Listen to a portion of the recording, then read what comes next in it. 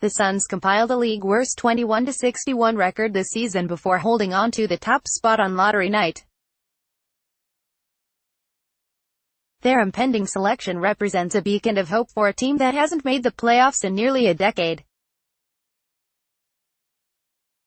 Phoenix's front office will face a difficult decision at the top of the draft.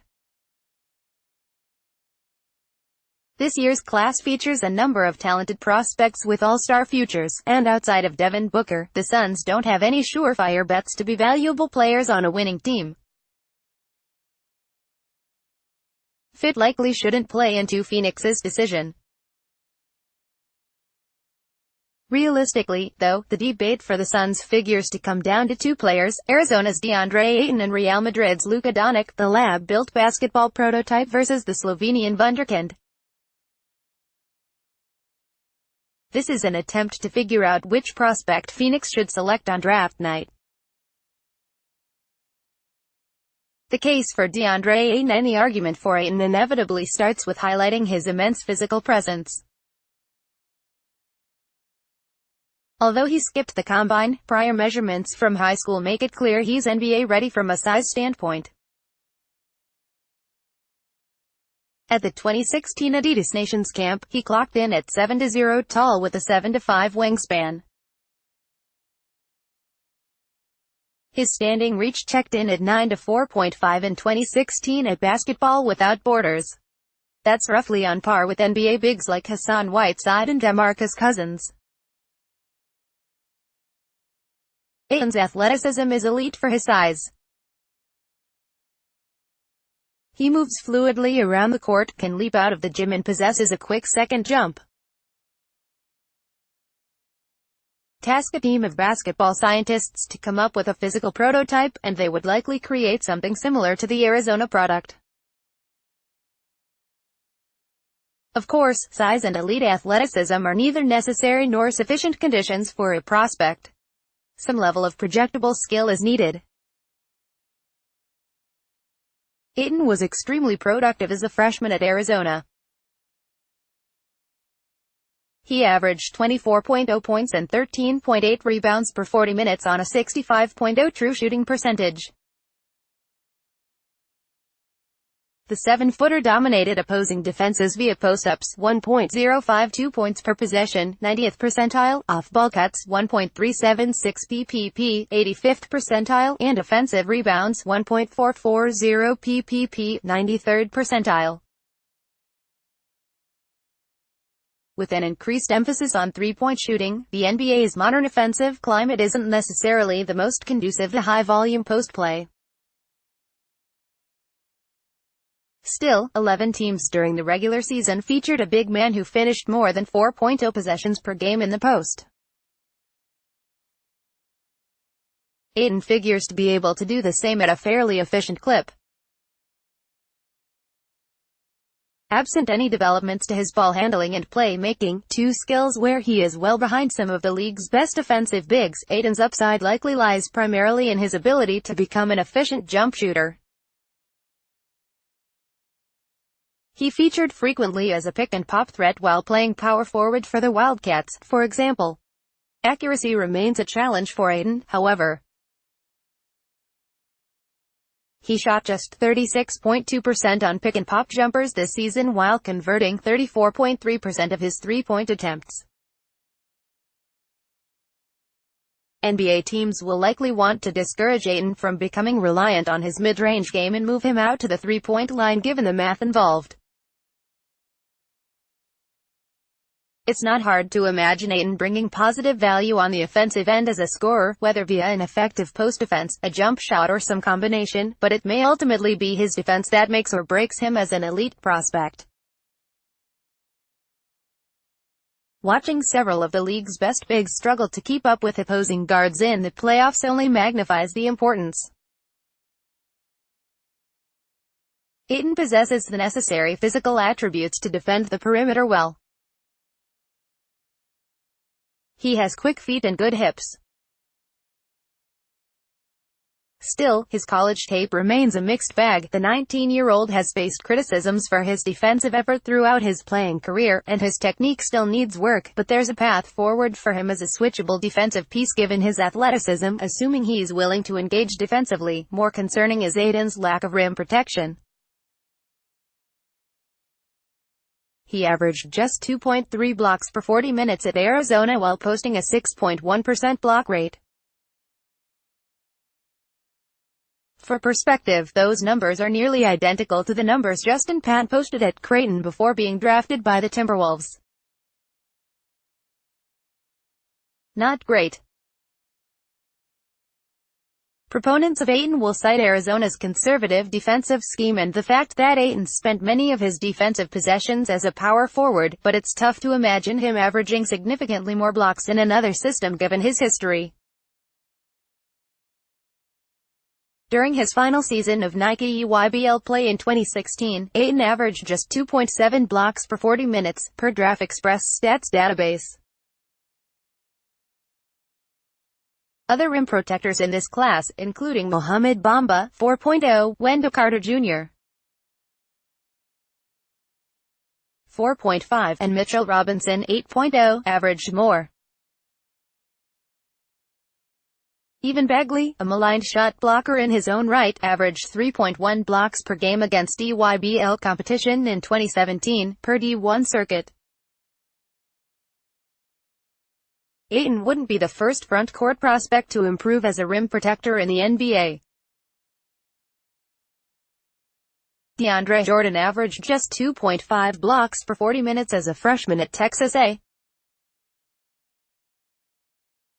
Nonetheless, developing his aptitude as a perimeter defender may be more valuable given the NBA's current trends. Expect Ayton to be lauded as a surefire 20 and 10, meaning 20 points and 10 rebounds per game, guy in the lead-up to the draft. It's probably not far off. How valuable that is in the modern NBA remains questionable. More on that later. The case for Luka Doncic, where Ayton's preeminent physical stature is unmatched among 2018 prospects, it's Doncic's production and accomplishments that stand alone. At 19 years old, he was named MVP of the EuroLeague, the world's second most difficult basketball competition outside of the NBA, led his team to its title and earned the MVP of its Final Four in the process. Between the EuroLeague and Spain's Liga ACB, Doncic is averaging 20.9 points, 7.5 rebounds and 6.6 assists per 36 minutes this season on a 60.0 true shooting percentage. If he ever translated those numbers to the NBA, he would be just one of 7 players ever to do so. Doncic's combination of youth and production is so unique that his projection is the best that ESPN's Kevin Pelton stats-based draft model has produced since 2003. Yet, the Slovenian teenager is not a consensus no. One prospect. Despite succeeding in a league littered with former NBA draft picks, there are questions about how Doncic's athleticism will translate against NBA opponents. He struggled, for example, in the EuroLeague playoffs this season to consistently generate separation against Panathinaikos' more athletic wing defenders.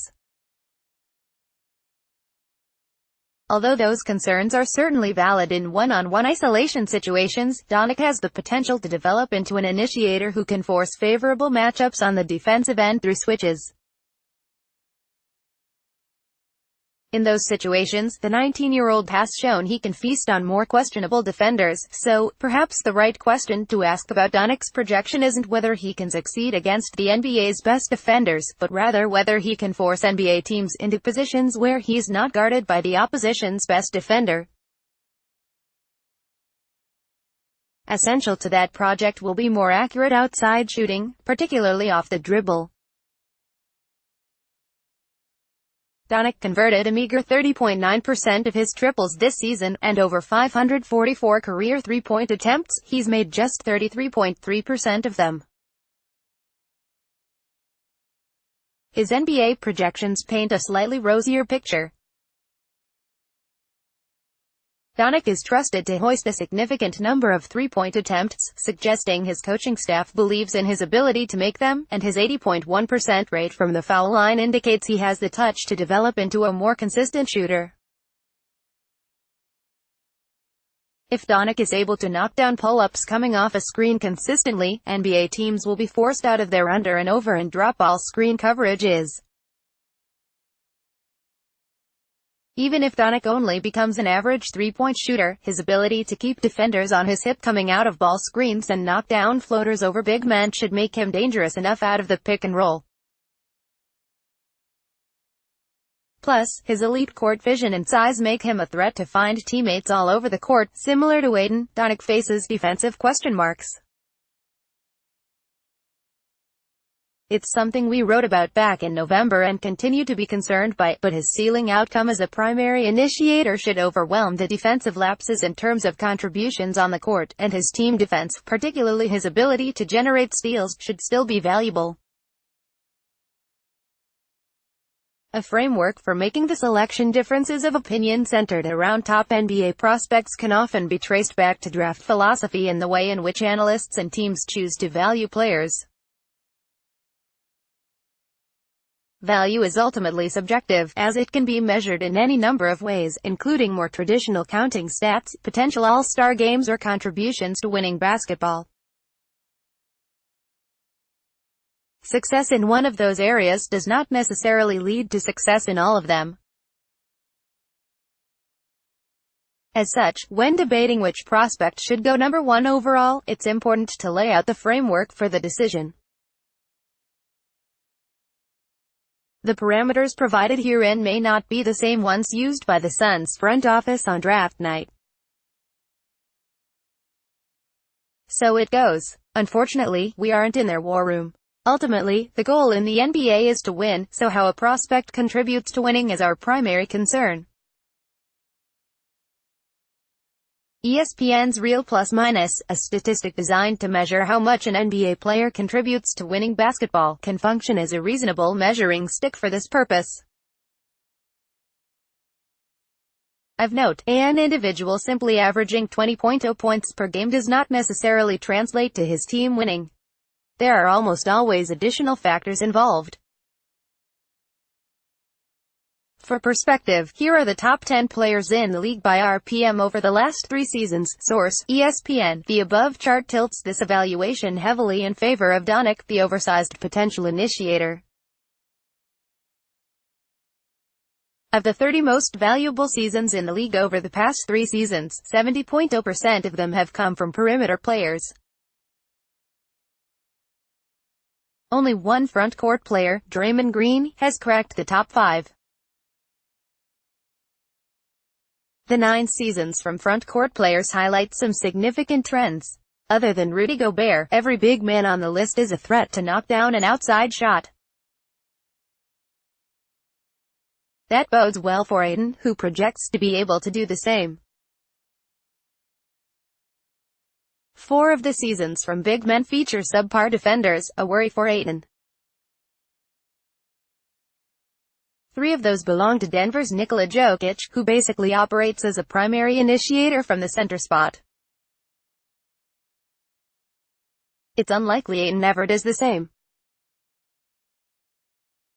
The other is Kevin Love, one of the most diverse shooting and best passing bigs in the league, 2 outcomes that are tough to imagine for Ayton. In order for the 7-footer to massively impact winning basketball, he'll likely need to be an above-average defender. That's a tougher sell. The path for Doncic to contribute to winning basketball, meanwhile, is much clearer. If he shoots well enough to open up the remainder of his offense, he'll have a path forward as a primary initiator. Those are the current NBA's most valuable players because of their ability to bring value through both passing and scoring, and that's why Phoenix should select him at No. 1. All statistics sourced from Sports Reference and Synergy unless otherwise noted.